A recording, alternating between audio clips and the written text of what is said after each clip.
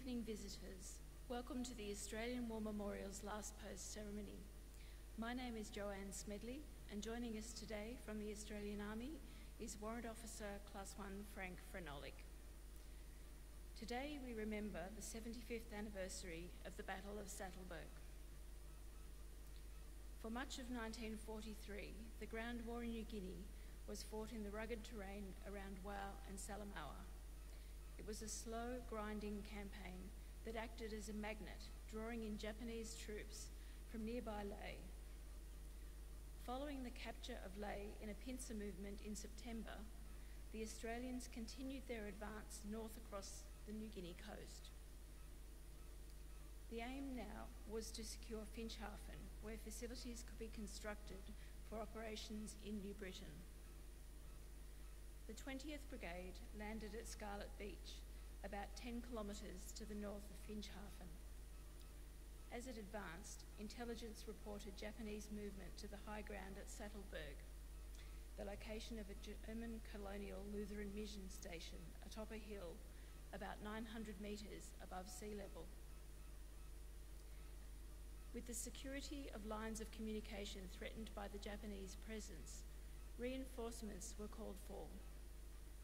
The militia 4th Brigade was used in a defensive role to free up the rest of the 9th Division for offensive operations, while additional support came in the form of Matilda tanks from the 1st Tank Battalion, artillery from the 2nd 12th Field Regiment and the 2nd Mountain Battery, the 2nd Machine Gun Battalion, the 2nd 13th Field Company, and air assets provided numbers 4 and 24 Squadron of the RAAF and the US 5th Air Force.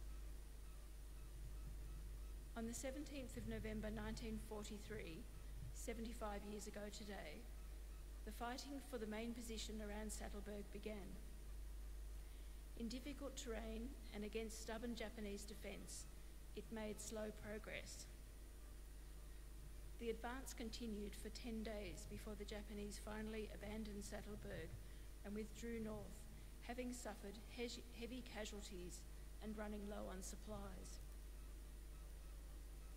During the fighting around Sattelberg, the Australians lost 49 men killed and a further 118 wounded. The fighting was far from over. The 26th Brigade would continue to push over difficult terrain to Waireo, which could be taken before the Japanese began to fall back to Sio, where fighting would continue into early 1944. Today we remember the Battle of Sattelberg. We pay our respects to the men and women commemorated here on the Roll of Honour and to the survivors who returned home. We are honoured to acknowledge Colonel Robert Cahoon, representing the Deputy Chief of Army Australia, and Mr John King, President, ACT Branch, Returned and Services League of Australia. We welcome the veterans who have served, those that are still serving, and the families that support them. We acknowledge the members of RSL and Services Clubs Association, RSL Victoria, and RSL Queensland who are watching the broadcast of this ceremony across Australia.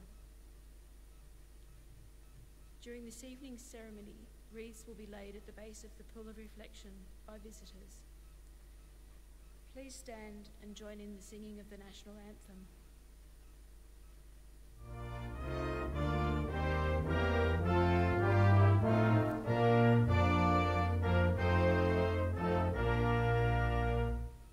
Australians, oh, let us rejoice, for we are young and free. We've golden soil and wealth for toil, our home is earth by sea.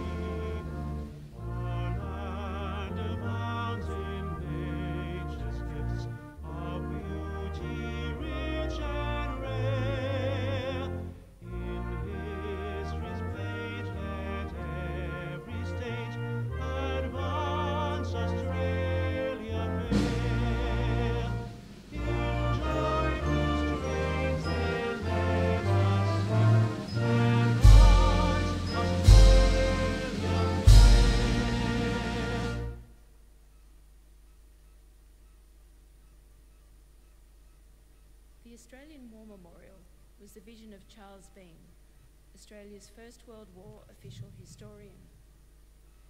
Bean landed with the Australian troops on Gallipoli and stayed with them at the front through to the end of the war. The idea of this national memorial and museum came to him at Pozières, France, in the depths of the bloody fighting of 1916. Bean's idea was that this would be a place where families and friends could mourn loved ones buried in faraway places. It would also be a place that could help all Australians understand what these men and women had endured and what they had done for us. Bean's vision, to which we remain true, is best expressed as inscribed in the entrance to the memorial's galleries. Here is their spirit, in the heart of the land they love, and here we guard the record which they themselves made. Tonight we will read the story behind just one of those on the Roll of Honour, which lists the names of more than 102,000 men and women who have given their lives for us in war and operations for more than a century. But first, we present a lament, Flowers of the Forest. Wreaths or floral tributes will now be laid at the base of the pool of reflection.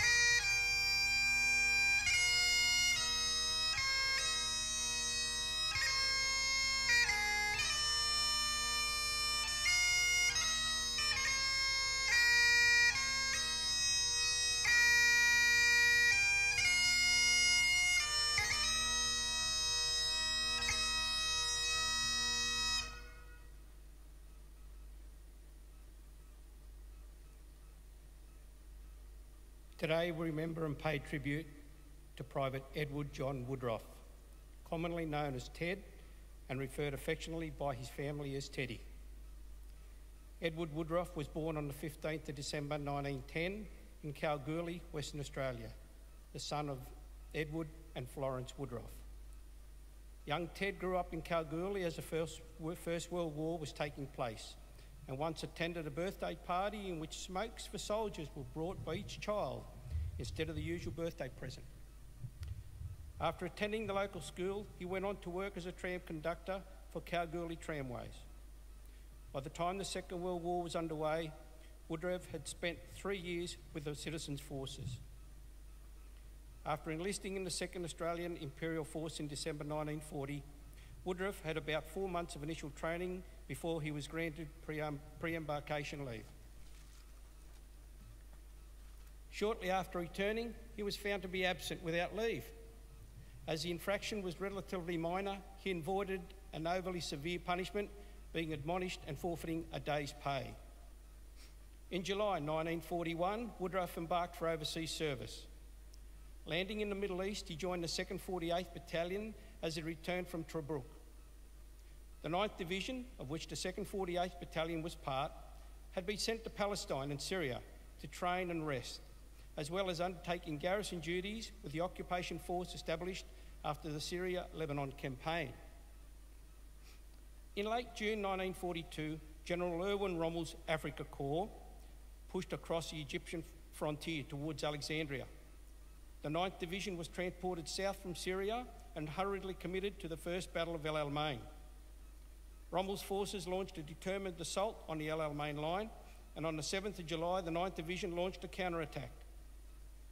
The 2nd 48th was ordered to navigate the coastline and capture a ridge north of the Tel Isa station.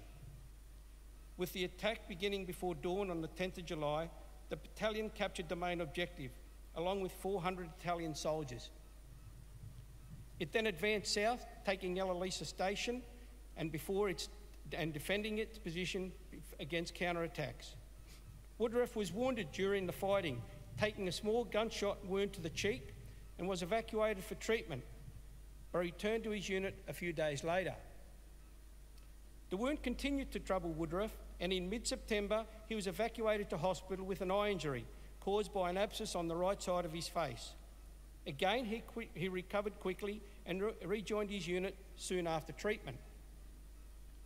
The Second Battle of El Alamein started on the 23rd of October, ending with the Axis forces withdrawing westward to avoid encirclement. The 2nd 48th Battalion were again engaged around Tel Isa station. By the end of the month, the battalion had been heavily depleted. In early December, the 2nd 48th Battalion moved to Gaza in Palestine, and after a divisional parade, embarked for Australia in January 1943. The convoy carrying the battalion put into Fremantle in mid-February, and Woodroffe, with other Western Australian personnel, disembarked for home leave. The battalion continued on to Queensland and established a camp on the Barron River. In April 1943, it began training for jungle operations, preparing for conditions in New Guinea. In June, Woodroffe was taken to hospital with tonsillitis. He was back with the battalion the following month as it moved to Cairns, undertaking amphibious training with an American regiment as part of preparations to join the fighting in New Guinea.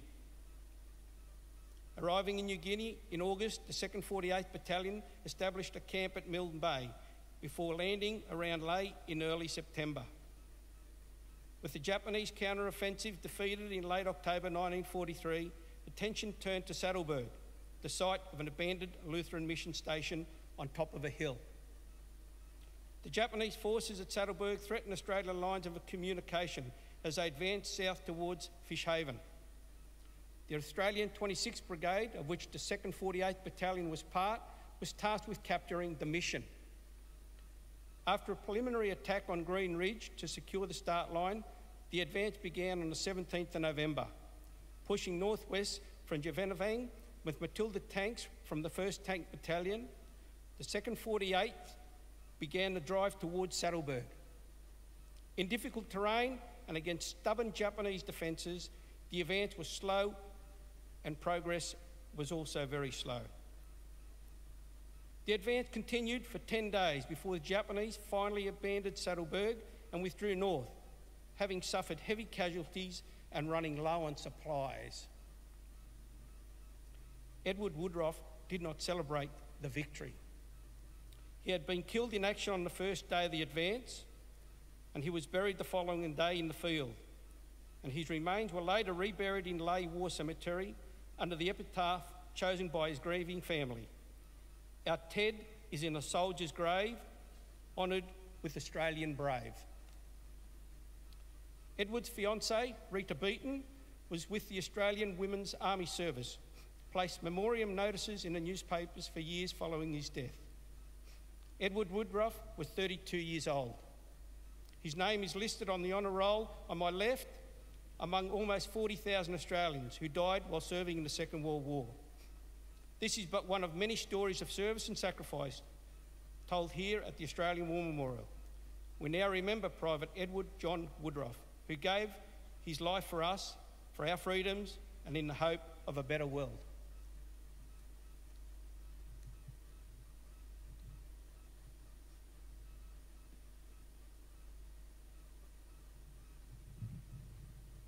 Please stand for the reading of the ode and the sounding of the last post.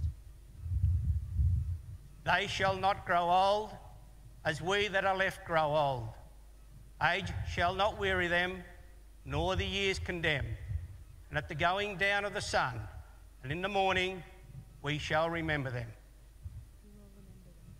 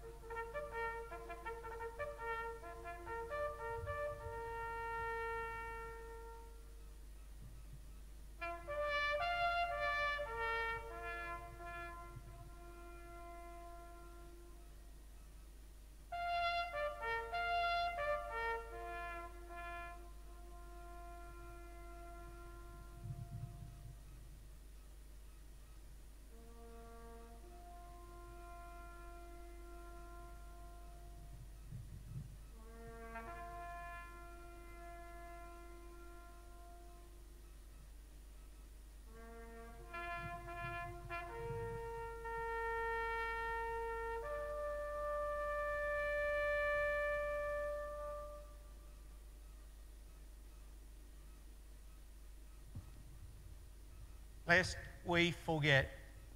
Lest we forget.